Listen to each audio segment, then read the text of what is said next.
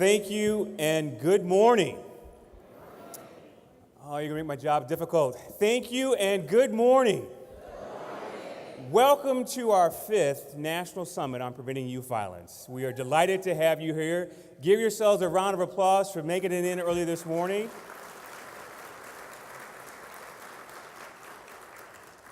We know many more will be joining us throughout the day. I know even getting in to Baltimore, there was an accident, so I know a lot of people are still making their way up. But as best you can, feel free, squeeze in. Make sure you have space for others as they come in. And just know that you are about to witness and be a part of something special. This is not just about the National Forum cities or the Defending Childhood communities or those participating in community-based violence prevention. It's not only about the cities that we've invested in at the Department of Justice and across the administration. It is really about a movement of deciding that no longer will we accept kids killing kids, that we truly believe that this is a problem that has a solution, one in which we can and will solve. And so you are a part of this movement by way of being here and by the work that you're doing and will continue to do when you go back into your communities. So I am excited to start this program and have all of us together engage in a dialogue about what we can do in our respective communities to address this critical problem. But again, youth violence is not inevitable, it is preventable. Now, I do have some housekeeping things that I have to do, and I have to speak in a language that I'm not very familiar with, and that's social media. I need to let you know that we have hashtags. Please don't ask me too much about that. But I know people are tweeting, and I understand there's retweets. Again, I'm just using words here that I don't know a whole lot about. But if you know what I'm speaking of, then you know that you can follow this conversation and that you can check in by way of the hashtags, and you should see that in your materials. We're also live streaming today. As I understand that, that's a camera that's going to be on most of us throughout the day while we're in here filming and showing what we're doing. So we certainly want to welcome those who are viewing this online. And so with the hashtags we're using, I know many of you might be familiar with hashtag National Forum or hashtag NBK and hashtag YVP Summit. You can check in and you can tell people why you're here. You can tell them and give them a reason as to what brought you here to this important summit. We want to have a national conversation, so as I understand it, these hashtags and other means of communication will allow us to push that out. So I encourage you to tweet, retweet as you do. And I apologize if my grandmother is watching online and tweeting. I have no control over her Twitter account. That said, also be mindful that we'll have press in and out today. They'll also want to probably pull you aside if they can, if you're open to it, to have a conversation, interview you, talk to you about your work. I hope you'll take them up on that if you're so invited and asked to do. We think it's so important that it's not just about what happens in this room and the conversations that we have, but we think it's real important that people outside of this room and the communities across this country really get a chance to hear about the promising approaches many of you are taking in your communities to address this issue. Far too many people feel that this is something that can't be solved, but you all in your respective communities have found solutions and strategies that are working. So we want you to share that with as many people as possible. So I invite you to also take advantage of that. I also want to, again, just echo a hearty thanks on behalf of this administration. A lot of this work for the department and for the federal agencies has been going on for decades, but under the Obama administration, a lot of it started in 2010. The president called his cabinet together and he said that we have to address this issue and we have to help our communities. We have to, at the federal level, work in such a way to be supportive of what they're trying to do at the local. And true to form, in tough times, we made the ask of you with no money. We asked you to do a whole lot more with still a whole lot less. But you all, as a testament to you being here now, show that even with little, there can be much that can be accomplished. And so we want to thank you for all that you've done in service to this work and to partnering with us. Now, the other thing I want to cover is I had the privilege of acknowledging a lot of people throughout the day. For me, this is a special summit. I know that for this administration, it will be our last summit. But the work will continue, but throughout our time today, I hope to be able to call out and acknowledge a lot of people who make this work possible and make it happen. And so if you would just permit me some extra time today to do that, I would be appreciative. I do want to let you know that as you look at the agenda, you'll see that we're going to do these videos that are going to show a lot of the progress, highlight some of the progress in the communities that we've been involved in. And so throughout the day, you'll have a little bit of these commercial breaks on the forum, on defending childhood, on community-based violence prevention, on My Brother's Keeper. And so we'll run those videos today and tomorrow and on Wednesday. And I hope that gives you a chance to also see again the great work that's happening. But because it takes a full team to make all this happen, both at the communities, the local level, and at the federal level, I do want to turn to and acknowledge, she's not expecting this, but I want to acknowledge at the top, before we get into our introductions of our speakers, I want to acknowledge someone who's been near and dear and special to me at the Office of Justice Programs, who has been a big champion of violence prevention and has really helped the department lead an effort to coordinate federal law enforcement with local law enforcement. I know that recently she had to say farewell to her mom, who passed, who lived a life of 97 years. And it was tough for all of us to see her lose her mom. But this is a champion at the department who loves the work that she does and has been a fighter for us in our office for years. And with this administration, she continues to be that strong support. And so I would just so love it if we could give her a thank you for all of her work that she's done, both to support the National Forum, the Violence Reduction Network, and a range of other things at the department to address violence. Her name is Beth McGarry, and she's our principal deputy at the Office of Justice Programs. And if you could, Beth, please stand and get a hand clap.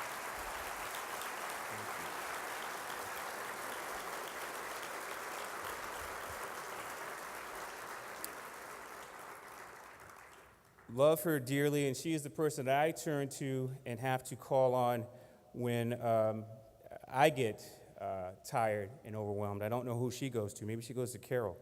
But she's a great resource, and I hope a lot of you get to meet her today. And so now I get to do one of the, maybe for the last time before you all, but a very special opportunity. I get to introduce, she hates it when we call her our boss. She's really the leader of the Office of Justice Programs. She is a huge champion at the Department of Justice for our work on trying to address not only youth violence, but children's exposure to violence. She has led the department both as a Deputy Associate Attorney General and now as the Assistant Attorney General in the Office of Justice Programs. She is so humble. She will never take credit for any of the work. She will always say it was one of us who did it. But largely, Karol Mason is the heart of the Office of Justice Programs, and she drives this work. And so it is my pleasure to be able to finally, for this last time at this summit, introduce to you not only our leader, but a dear friend and colleague, a big champion of the department for this work. And so if you would do me the honor of please standing for this special person and giving her a warm hand clap and making her feel welcome this morning, please welcome Karol Mason.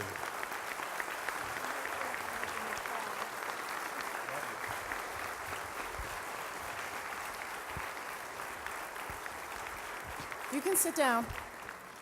Thank you. And that's no fair that he's making me cry, so I have this here with me.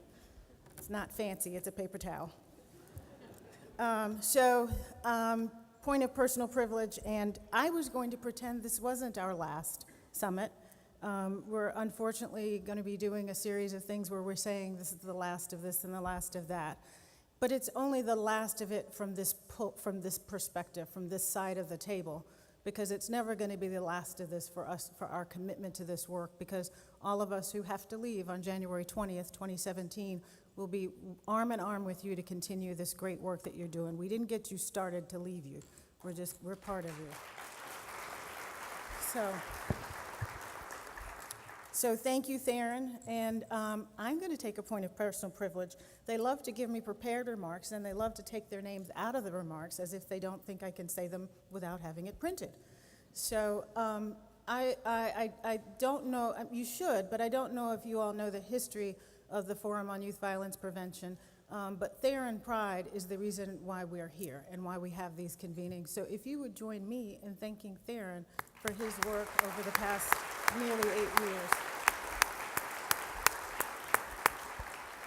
And Ed Chung just moved. He's being slick because he knew, Ed, you might as well just come back because I'll keep calling your name until you surface. Ed Chung, who took his name out of my remarks as if he really thought that could work. And he's running around, but Ed Chung, and when he comes back in, did he come back in yet? All right, when he comes back in, no matter what's happening, whoever has the mic, call him out, okay? Is that a deal? So Ed Chung, who is one of my senior policy advisors, who's just been amazing. He's got a history in civil rights. He's got a history of having served on the Hill and the White House. And his network and his resources have been just so invaluable in helping us plan this today. So he can hear you if you join me in thanking Ed Chung.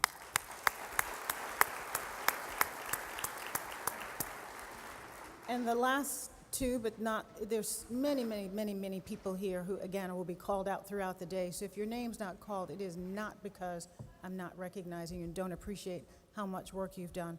But I've got to call out. Now, they know I confused their names, but you'll see they don't look alike. But Jeroma Boyd and Georgina McDowell, please stand up. Come on, y'all, stand up.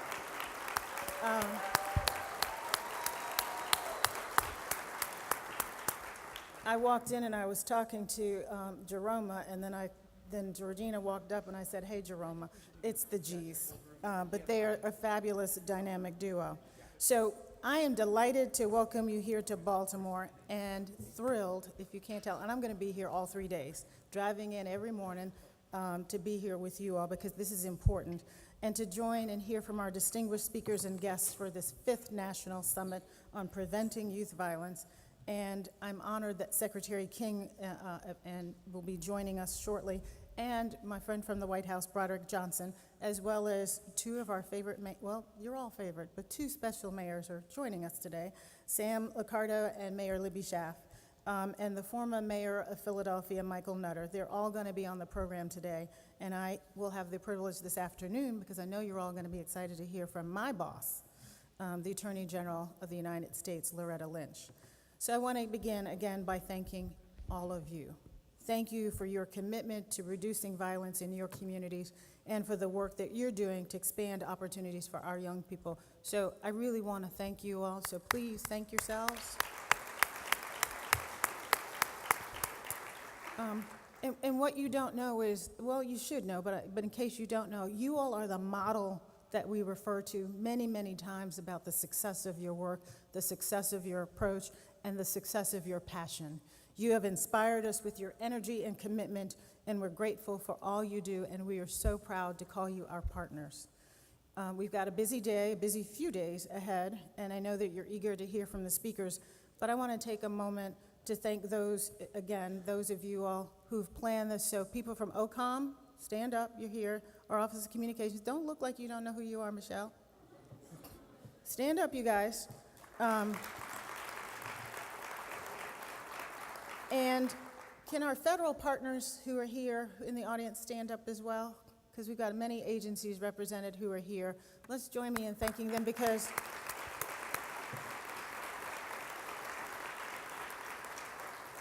the beauty, as Theron mentioned, the beauty and the hallmark of this administration is how we work across discipline, work across agencies. So the behavior that we ask you, the partnerships we ask you to form, we're doing the same thing, and we're learning from you all and working across disciplines. So you'll see a lot of folks here today who are doing that. I want to also make sure that you recognize the part of OJP that is really responsible for all of this work, and that's the Office of Juvenile Justice and Delinquency Prevention, starting with its visionary leader, Bob Listenby. Bob, will you stand up so we can recognize you?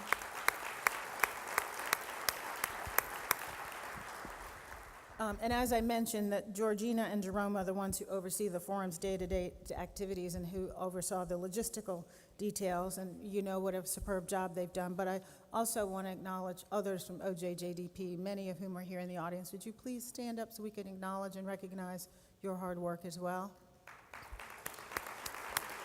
There they go. And as I've mentioned, our federal partners across the department are critical to this work, but also our partners on Capitol Hill. The commitment to this effort runs to the highest levels, and behind each of these leaders is a host of dedicated staff working hard to make this vision a reality. And I want to thank everybody who's joined us from across the country for what we hope will be a real dialogue on how we prevent youth violence.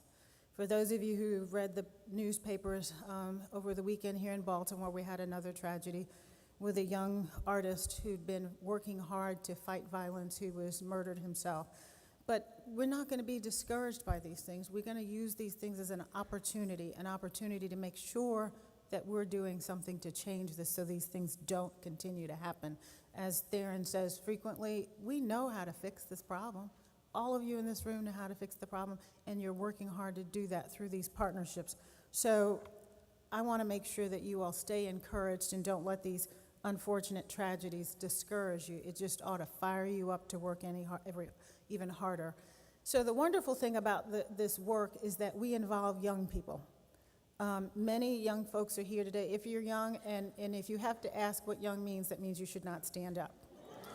So will the young folk in the room please stand up and be recognized?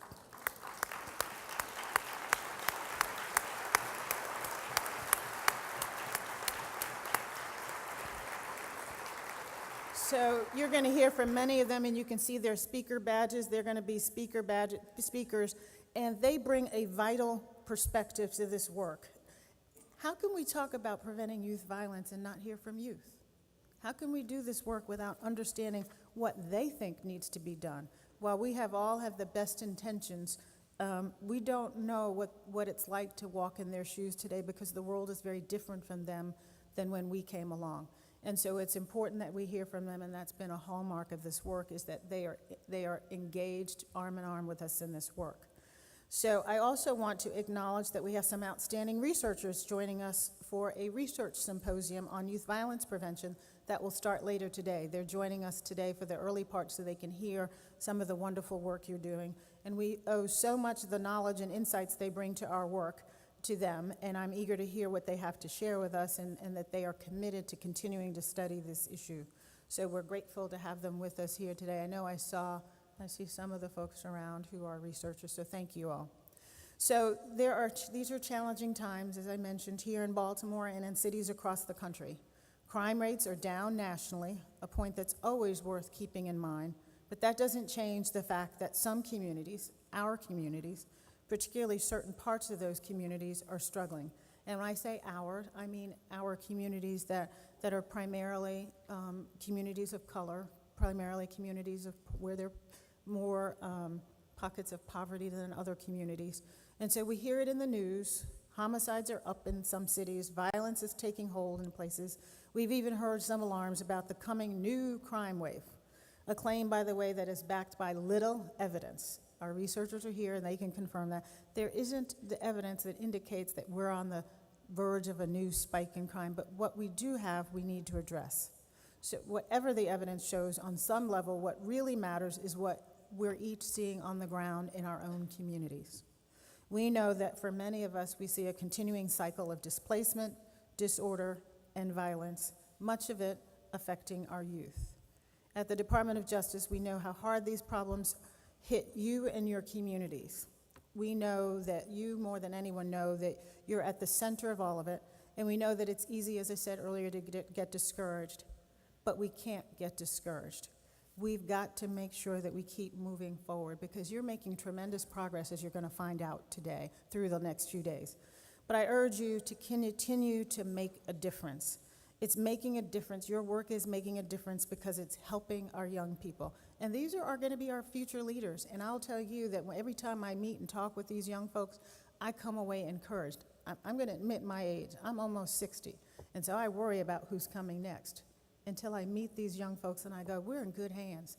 But we'll be even in better hands if we make sure that we're creating opportunities for all young people. It's making a difference because we're strengthening our communities, and it's making a difference because we're giving hope that there's a way to turn tough situations and tragedies into good. We should never, ever underestimate the power of hope. It was Dr. Martin Luther King Jr., who said that even in the inevitable moments when all seem hopeless, men know that without hope they cannot really live. So remember that. Remember that you are giving people a reason to carry on. We're giving people hope. We'll hear throughout this summit the amazing things that you guys are doing that are happening in the cities across the country. The Attorney General will talk about it this afternoon, about some of the great progress you're all making, and you're achieving remarkable things, and it's because you see the challenge of youth violence in the way that few others do. And as Theron mentioned, you're doing this without our money. You're doing this because you're committed to creating opportunity and creating safer communities, and those things go together. People need to understand that they're tied together. Creating opportunity is creating a safer community. You recognize it not as a law and order problem, but as a public health issue, one that demands a sophisticated and comprehensive response.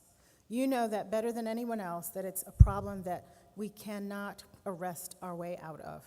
We don't want to arrest our way out of. We want to make sure we're creating opportunities. Now, I don't know if you all saw it this morning, probably not because you were here, but if you've got On Demand, go back and look at it. There was a commercial that Koch Industries put on talking about how do we make sure we give people, young people, opportunities. It was an amazing commercial. And I say that to say that this issue, what we're working on, transcends partisan boundaries, transcends ideologies. Everybody now understands, which is why we have this remarkable opportunity, how important it is to work together to address these issues. You've shown us that enforcement needs to be balanced by effective prevention, intervention, and reentry. And you've proven that our approach must involve all stakeholders, our justice system agencies, our schools, our health and mental health providers, businesses, philanthropies, and every member of a community. The only way to meet the challenge of youth violence is by mobilizing all available resources and by addressing it, not just as a crime problem, but as a social problem and as a chance to lift up our youth. And you'll notice that the phrase we use, it takes everyone. It takes everyone in this room, everyone not in this room. There is something that every one of us can do to address the problem. And that's how this administration sees this issue, not simply as a crisis to be weathered, but as an opportunity for all of us to give our youth the support they need to move our communities forward. The president launched My Brother's Keeper because he believes that every young person, not the ones born in a certain zip code, not the ones born to certain families, every single young person, no matter where they come from, what they look like, has a contribution to make. Our role, those of us in the federal government and those of us in your communities, our goal is to keep them safe and on a safe, healthy path to help them unlock their full potential. And how do we do this? You're already doing it. You know it. We do it by starting with a single premise, that violence is not inevitable. It is not inevitable. It is serious, it demands our urgent attention, but it is treatable, and we already know what the solutions are. The question is whether we're willing to make the investment. And by being here, you all have clearly said you're willing to make the investment. Now, you're really quiet. You want to demonstrate to me that you're really willing to make this continued investment? Okay. That's what I want to hear. And I'm going to make you promise me something before I leave this podium today. Then we recognize that violence is the result of a number of interrelated factors, from poverty, as I've mentioned, poor health, to substandard housing, and school achievement gaps that Secretary King will talk about later. We need to look at the root causes, not just at the symptoms, the way any good medical professional would treat a disease. After diagnosing the problem, we address it with evidence-based approaches that are tailored to the circumstances and designed to promote positive development, because every child, every circumstance, every community is different. We use trauma-informed strategies to counter the effects of exposure to violence so that we have a better chance of interrupting the cycle of harm. And we do this together by taking a common path through collective action. We call this the shared framework, and it operates across all initiatives. The National Forum on Youth Violence Prevention, raise your hand if you're part of that. National Forum on Youth Violence Prevention. I want to see who's here. I want everybody to see who's here. And a lot of hands are going to go up multiple times. Community-based violence prevention program. Raise your hand. I know you're here, so raise your hand. Stop hiding. The Defending Childhood Initiative. I know you're here. I know everybody's. And it's also informed our efforts to support male survivors of violence led by our Office for Victims of Crime. And I know Sharon Fletcher's here somewhere. She's leading that initiative. So Sharon, thank you very much for that work. And most of these initiatives are led by the Office of Juvenile Justice and Delinquency Prevention. We see it play in communities that aren't directly supported by the Justice Department as well. Thanks to the work of Mayor Nutter and Mayor Landrieu, their Cities United is using this model. The model that you guys are working on is the model that many communities are mirroring to create safer communities for themselves without federal support. Cities with intractable and seemingly unsolvable violence problems have reversed course in neighborhoods that have been overwhelmed by violence because of work of the people like you in this room. It can be done, it is being done, but it takes working together, working smartly, just like you're doing. The road is a long one, and I know that progress can be slow. You'll encounter barriers, resistance, and setbacks, but don't become frustrated. Do not become discouraged, because remember, it's worth it. It's worth it because our young people are counting on us, and our communities depend on us. You're the bridge between the dark reality that too many of our kids face and the bright promise that can be their future. So if you are committed to making sure that we're going to create a bright future for all young people, before I call out Secretary King, if you're really committed to this, creating this bright future, come on, stand up and let me see you, and let me know that you're really going to do this.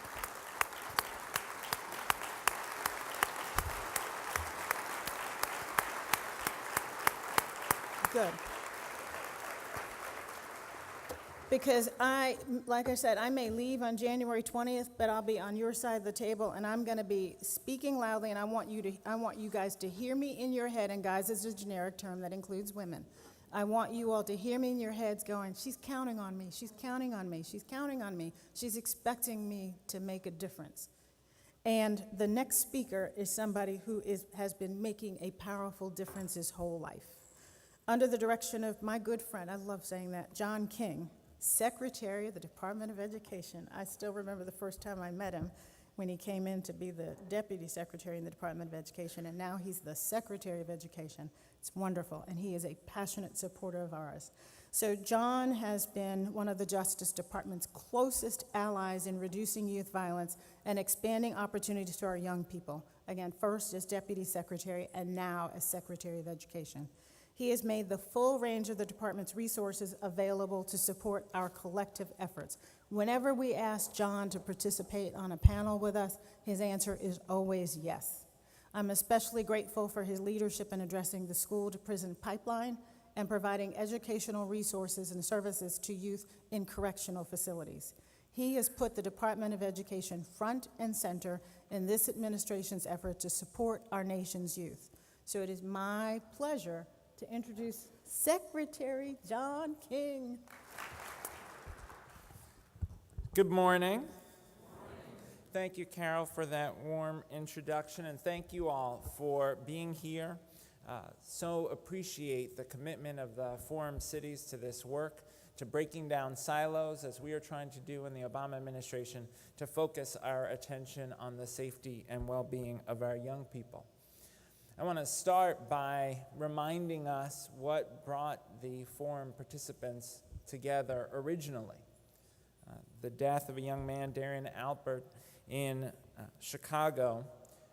Darian, as you know, was on his way home from school at Fenger Academy High School and stumbled into a fight, a brawl, between other young people and was killed.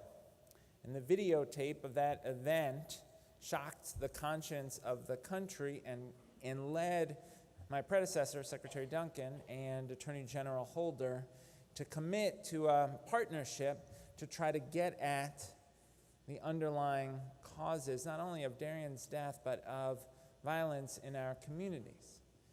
It caused them to say, we've got to break down the silos between justice and education and ask, how do we work collaboratively to face the challenges that confront our young people in so many communities? And that started a partnership that has existed throughout the administration, and Karol and I are privileged to be able to continue that partnership and build on that partnership. That partnership includes our grant program, our school climate transformation grants, and Project Prevent grants, which are supporting some of the forum cities in the work to break the cycle of violence. That partnership has included trying to call the country to do a much better job around correctional education, particularly for our young people who are in juvenile justice facilities, who everyone in this room understands too often do not get the quality of education to which they are entitled, don't get the special education services to which they are entitled, don't get the transitional services back to school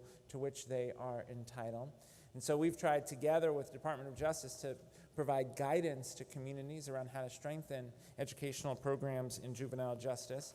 We've also partnered around grants focused on reentry, job training, and educational experiences for young people, so that both while they are in JJ facilities and when they are returning to the community, they have the support necessary to succeed in school and be prepared for success later in life.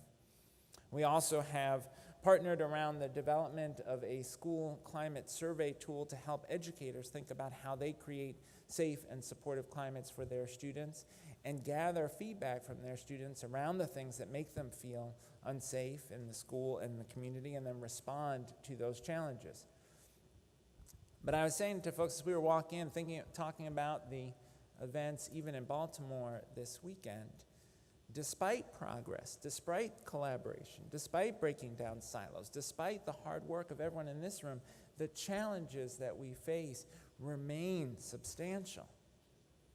Everyone in this room understands that despite all of our efforts, violence still plagues too many of our communities. This morning, there were young people all over the country who decided not to go to school today because they were scared of what would happen at school or on the way to school. This morning, all over the country, there are kids who finished the school year and now they are home for the summer with nothing to do, worried about their safety, worried about the violence in the community. Some who won't even have meals because they aren't in school, and so they will be hungry this summer. And so we respond as government should. We respond with a summer meals program, and yet we know that many of our students don't take advantage. We respond with summer jobs programs, but we know those summer jobs only meet a small portion of the need. We have so much more work to do. We just released our civil rights data collection survey data. It showed that African American students are more than 3 times as likely to be suspended in pre-K as white students. You heard that right, in pre-K. And in K through 12, it's nearly 4 times as likely to be suspended. We showed that in schools that serve African American and Latino students, less than a third offer calculus. Yet a majority of students serving much fewer African American and Latino students offer calculus. We know that schools serving large numbers of African American and Latino students, not only are they less likely to offer calculus, they're less likely to offer chemistry and algebra too.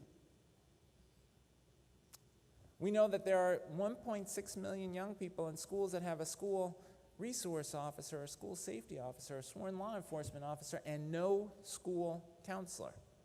1.6 million. So we have a tremendous sense of urgency about the work ahead. We do have some new tools. The Every Student Succeeds Act, the new federal education law that the president signed in December, gives us some new tools because we believe it builds on the civil rights legacy of that law, first adopted in 1965 as the Elementary and Secondary Education Act. That law commits all states to college and career readiness for all students, not some students in some neighborhoods and some zip codes, but all students to be prepared for college and career success. That law commits states to build on the investment we've made over the last 7.5 years in preschool and expanding access to quality early learning, because we know that students who have the benefit of quality early learning are dramatically less likely to be retained in grade, more likely to graduate from high school, more likely to experience success later in life. That school commits states and districts to act when schools are struggling, to intervene meaningfully, to put in place systems like positive behavioral intervention and supports, PBIS, to act meaningfully when schools become unsafe spaces for kids, to act meaningfully when schools are not delivering on their academic promise. And that law, importantly, commits resources to those efforts, but the quality of implementation of that law will depend on state and local leadership. So one thing I want to ask of all of you as you think about how to break down silos, to break the cycle of violence, to engage in those state-level conversations that will happen around implementation of the Every Student Succeeds Act, to push states and districts to think about how their strategies for school academic improvement must also be strategies for school climate improvement, school safety improvement, community safety and climate improvement. I want to ask you, as you engage in those conversations, to help schools think creatively about how we respond to the challenges young people face. How do we integrate the arts to give kids a vehicle for expression that is different from violence? How do we combat the issue of chronic absenteeism? Our Civil Rights Data Collection survey showed that 13% of our kids miss 15 or more days of school a year. And in high school, it's nearly 20% of our students who are chronically absent. Even the best teacher can't be effective with kids who aren't in class. We need schools, as they implement this new law, to think about chronic absenteeism as a predictor not only of academic failure, but often chronic absenteeism as a sign of crisis in kids' lives. We all understand that in this room, that the kids who are chronically absent are often the kids who end up dropping out, disconnected, in trouble, and engaged in or victims of violence. So as we work to implement this new law, we need everyone in this room to be a partner to their states and districts as they do that work. We also must ensure that states and districts are thoughtful as they implement the new law about how they can build support services into their school program. We need more school counselors. We need more expanded learning time opportunities for students. We know that the hours just after school, the hours on the weekend, the hours in the summer, those are the times when kids are most at risk. The President has called for significant increases in investment in student support services as part of implementation of this new law, a near doubling of the dollars that are focused on student support and enrichment services. But we've got to work hard to get Congress to the same place, that we are better off investing early in those services to support our young people than paying later through incarceration or social services. That's right.